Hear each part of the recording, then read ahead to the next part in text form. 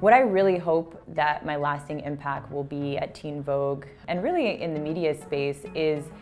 that we will stop underestimating the power of young women and young people's voices. I think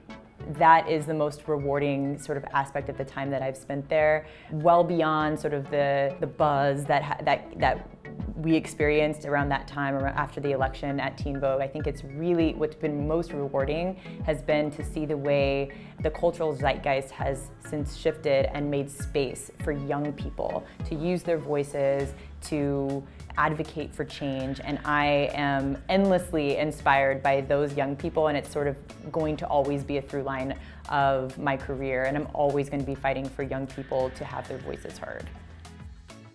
I don't think that you can authentically represent diversity in media without first addressing the diversity and inclusion pipeline issue internally within the organization. I think that they go hand in hand, and you can't really have one without the other authentically, because especially now there's so much conversation around diversity and inclusion, but sort of less conversation around fixing the broken pipelines to make sure that there is someone on that masthead that represents every different type of reader. And also, when we think about diversity, we should be thinking about diversity of thought, because what makes a publication like Teen Vogue or any other media platform dynamic is really the point of view, the unique, the fresh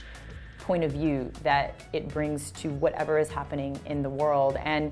as journalists, you have the power to shape the cultural agenda. So if you only have a certain type of people represented behind the scenes, you're only going to continue to see the same types of messages being reinforced, and that we have seen over time has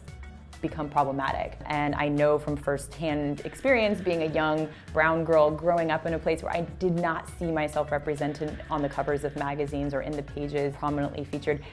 it has an effect on your self-esteem. And so the idea that as a journalist you have a responsibility and an opportunity to change that is endlessly inspiring and empowering.